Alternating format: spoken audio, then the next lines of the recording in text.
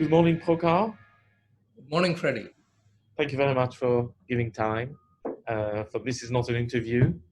It's a mandate that I received from the incoming new BJUI editorial team, who wanted to post on the web a candid conversation between the outgoing editor-in-chief and the incoming editor-in-chief. So thank you for joining, and I've prepared a few questions for you that I hope you'll be able to answer candidly. I'm sure you will.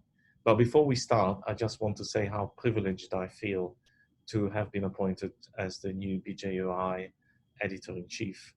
And I want to thank you for helping to ease me into the role, the help of your outgoing fantastic team. And a word of welcome also for the new incoming team.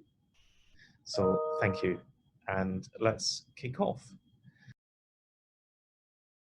So Prokar, you are a successful professor of urology and urological surgeon in London.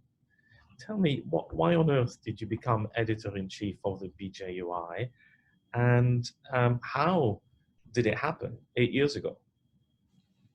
Freddie, a number of years ago, I was invited by Chris Woodhouse, who was the chairman of the BJUI company, which, as you know, is a charitable trust. And he invited me to join as a trustee. So he was my old boss from the Institute of Urology. And in those days, it was not usual to say no to your boss. So I said yes, most politely, and asked what it really involved. And he said, well, a few meetings a year and reading a few papers, making sure that the journal runs shipshape. I really enjoyed being a trustee. It taught me about the publishing landscape, which I didn't know much about before that. And lo and behold, a few years later, the editor-in-chief position came up as the late John Fitzpatrick was about to finish his 2 terms. So I applied, and then it became the rule of 12, as I call it. What does that mean? 12 people from all over the world applied for this prestigious position, Freddie. 4, I'm told, were shortlisted, and the interview panel consisted of 12 people, including David Neal, your old boss and friend, and a number of very heavy-hitting names in the publishing business. And that evening, I received a phone call to say that I had been appointed editor-in-chief. They loved my digital vision. I actually, a nice little story. I knew everyone would present from a laptop. I had worked very hard for a month with the Apple guru at the Regent's Park shop, who I met almost every day, to prepare a wonderful presentation on an iPad. So I walked in with an iPad. I was completely freewheeling in the room, iPad in hand. So it was a visual they say they have never forgotten. They saw the future, the modern future, and they gave me the job. Fantastic. Well, congratulations again for having secured that and for having done a fantastic job over 8 years. Now, there are good moments and bad moments as an editor-in-chief, and you and I have seen the BJUI or the BJU go from this to this with a new version coming up, so watch that space. But I'd like you to describe to us your best moment as editor-in-chief and your worst nightmare. Shall I start with the best first? Yes, please do. So, Freddie, I was sitting with Gopal Badlani, who was the Secretary General of the AUA at the time, on a very hot day in Turkey. I can't remember which meeting it was, But somehow we had decided that to get the sun, we would sit on the rooftop and have these little sweet Turkish coffees. And what I was trying to do was negotiate with him a session during the AUA where the BJUI, BAUS, and USANS would showcase the best in urology on a Sunday. He agreed, and the plan was that at the end of the session, I would give out the Coffee Crane Prize to the best paper by a trainee from the Americas. As you know, there are two other prizes, which are the Blandy Prize for Europe and the Global Prize for the best paper coming out of the rest of the world. So this is specifically the Coffee Crane Prize. And on this occasion, guess who should come to give the prize but my scientific urological hero, Don Coffey. And this is before he passed away, and Don was there, not just because I had invited him, but also because David Quinlan, who was the chairman of BJUI trustees at the time, had been trained by Don when he himself spent time in Johns Hopkins. So sharing the stage with Don Coffey was absolutely a pivotal point, particularly because I was able to share with him the BJUI Science Made Simple series, which you might have seen. Don, as you know, had this amazing ability to explain the most complex science in simple words, even to a little child. So that for me was a highlight of my 8 years. More recently, another highlight was at the last EAU in Barcelona, where the final BJUI social media evening, this is something which Declan Murphy and I started in an Irish pub all those years ago, and it has grown and grown. It's almost had a cult following. So that really went swimmingly, and I had so many compliments from that social media prize giving session. I can't believe it. It's still buzzing in my mind, but there you go. Every editor will have some nightmares, and I can describe them to you very clearly. We've had, as you know, a number of deaths. Sadly, Bill Henry, John Fitzpatrick, Bill Steers, all famous editors before me. And losing Dan Christidis from Australia to a shark bite was a terrible blow, I must say. But apart from that, I remember very distinctly one Sunday morning when I had my 9-mile run around Regent's Park and Hampstead Heath, came back all sweaty and see that my phone is completely packed with messages. I look at it, people are clearly trying to contact me because what has happened is the Cumberledge report on meshes has come out, and just prior to that, completely by accident, the 17-year follow-up from Scandinavia of meshes was published in the BJUI after being reviewed multiple times with an editorial from a famous urogynecologist. And people absolutely went crazy on social media. So I took it on the chin, took advice, sat tight, waited. This also happened on a Saturday. It always happens on a weekend, Freddie, when people are not expecting it. On a Saturday, again, the mobile has gone hot. I have come back from my run, and a paper has been released in the USANS supplement, which we publish, which had the headline, Radiotherapy, the Work of the Devil, ? It was actually written by a radiation oncologist, heavily criticized on Twitter. No one actually read the full paper because he wasn't saying it was the work of the devil. He himself was not on Twitter. We then had to get the president of the International Society involved to calm people down, but that was again an unfortunate and difficult moment. But we have risen above. It was more a all that, title issue than a substance issue. It sounds like it. Exactly. Yeah. I wish people would actually read, Yes. take the trouble to actually read the content rather than just the title. just reading the newspaper. Thank you, Prokar. That's very nice, candid stories. Now, it's inevitable when you start editing a journal that you start to think, who are my competitors and how am I going to compete? So can we just talk about competition generally? I'm new to the job, and I'm a pacifist in that sense. But tell us what your views are. Freddie, I heard some stories. These are stories because I wasn't there myself. People used to say that before my time and before your time,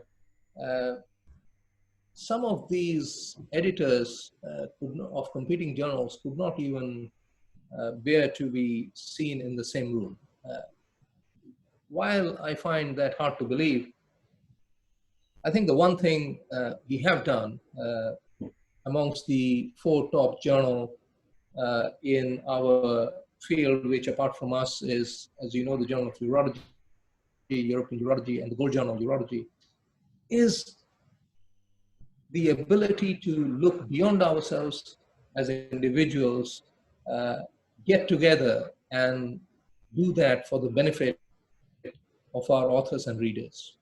And we have done this really well because I remember Jay Smith, Jim Cato and I running workshops for young reviewers on critical appraisal at European meetings and the BJUI, all 3 editors in the same room, sharing each other's secrets openly for the benefit of others. And I think that is where the future should be.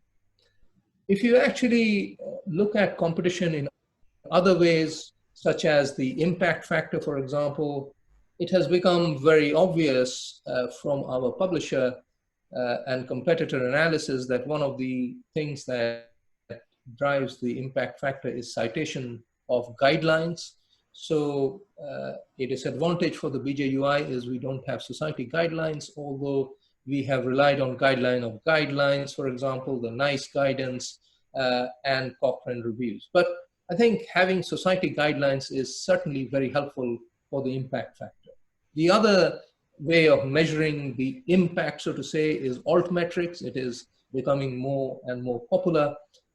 And I remember very distinctly at a AUA meeting where all 4 editors were at a plenary sharing their best paper with the audience then voting which they thought was the most impactful paper. And guess what? The BJUI won it by a resounding margin because we were the only surgical journal in the altmetric top 50. The top journal was Nature. This was a paper on antibiotic without any known resistance at the time. And our paper was number 44 with a score of 1,469. The average altmetric score is between 3 and 4. So Jay Smith, who was chairing the meeting, Jay, good friend, says to me afterwards, Prokar, this is because you talked about penis size. Well, it was a bit more than penis size. It was an excellent paper which was actually looking at body dysmorphia, which is a well-known disorder. And it was reviewed a number of times before it got accepted. So I think there are different ways of measuring it, and we have to rise above all this. I say this particularly because with Plan S and the open access, the true open access movement now coming on board, I think all these metrics, Freddie, will become less and less important in the next 10, 20 years. Science will not be behind paywalls. It will be accessible to everyone as it should be. And I think all the competitor analysis that we are currently doing will probably gradually fade. Just a final thought. Apart from competitors within urology and surgery, because I wanted to become the most read surgical journal on the web, a very lofty aim, I look at This Week in Science, my favorite magazine. I still receive it every week in my office, and more recently Nature Briefings, because it gives you a feel for what is happening outside surgery. And I think I find that very helpful to understand what these editors are doing in parallel with what is happening within urology and surgery. Very good, thank you. That's really helpful. Prokar, in one line, why do you think urologists should be reading the BJUI? Freddie, I will shorten it to 3 words. Quality without boundaries. Our readers already read the BJUI because it is a global, trustworthy source of the best quality evidence in urology. Thank you. Thank you. And finally, Prokar, we're coming to an end here, but you're going to have all this time on your hands. What are you going to do now that you will no longer be chief editor? Freddie, if you asked me this question last week, I would have said to you what I have been saying to everyone else, and that would have been the truth. The truth was this: the plan is, there is no plan. And then suddenly, certain things change. So I am a hopeless scientist, have been for 30 years. I'm sure this is not correct, but... I started my scientific career looking at the immunology of leishmaniasis back home in India. So this time I thought, look, more time on my hands. I really want to go to science, put on my lab coat again. So I called up one of my close friends at the Francis Crick Institute, because King's College London, my university, have very close associations with the Crick. And I said, can I please come and start doing some work on organoids and single cell gene editing in prostate cancer using CRISPR-Cas9. This really excites me. I've got one of the best guys from the Sanger Institute in Cambridge now in my lab. I've hired the man. Can I come to the Crick and do this? Almost like a child asking for sweeties. And he says to me politely, he could have said, you're too old for this. But instead he said, look, I don't think, Prokar, that this is going to translate to humans in the next 10, 20 years. Because he knows that if I can't make a difference to my patients with science, then it's not for me. I'm really very hot on science, which actually makes an impact on people's lives. But then just 5 days ago, Freddie, something else happened which I wasn't expecting. At Interview, I was appointed as King's Health Partners Professor of Surgery. This means that the role now encompasses King's College London and our other partners, Guy's Hospital, St. Thomas's Hospital, King's College Hospital, and South London and Maudsley. This is, as you know, one of the largest academic health sciences centers in Europe. So this will be a major undertaking for me. My colleagues are already joking that I have become double professor, whatever that means. But I am going to give that as much energy and time as I can. And I think it will keep me busy at least for the next 5 years. Many congratulations, Prokar. I had absolute confidence that you would fill your time even more than when you were doing the journal. Give me some words of wisdom before we finish this conversation, please. Freddie, you don't need any words of wisdom, because we are hopefully leaving the BJUI in the best state of academic health. After 90 years, it has the highest impact factor in its history. It is regarded as a pioneer on the web, and I think you are going to take it in a wonderful direction along with your fantastic team. So you will remember John Fitzpatrick's one word was color. he asked me as to what I would bring to the BJUI, and I had said web and digital. And I have asked you the same question, and you have said quality. So you might remember the dinner that you and I had at the Athenaeum in Pall Mall in London, where I hope I opened my heart to you and left no secrets. I think you will have a absolutely magnificent. A couple of things to say. People said, how much time, Prokar, were you giving the BJUI?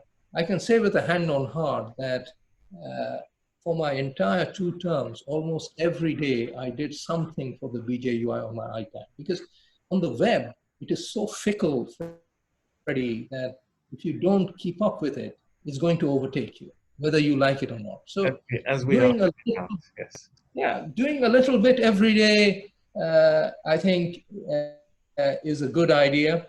And finally, a young person said to me, would you do politics after you have edited a journal? And I think, as you and I know, we reject so many papers, not because they're bad, but we can't accept everything. We are trying to keep the acceptance rate to below 10%, providing the best quality only.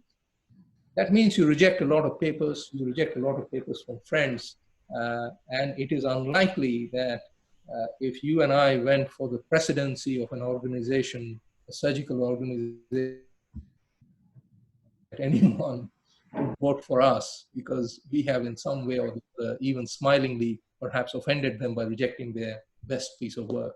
But I think you will do a marvelous job, Freddie. You're a diplomat, you are a leader, you are going to make time for the journal, and I'm really looking forward to seeing the first edition. Well, thank you. This is terrific. We are going to post this recorded. Unfortunately, it is on virtual media, not face to face. It's not done professionally, but we will post this this conversation on the web. So I want to thank you for giving time. I want to thank you for 8 years of hard work, where you've done a marvelous job, you and the team. And on behalf of the new team and all the readers of the BJUI, I want to say a big thank you. And I hope we'll stay in touch and you'll be able to give me more words of wisdom in due course. Thank you, Prokar. Thank you, Freddie. Bye-bye.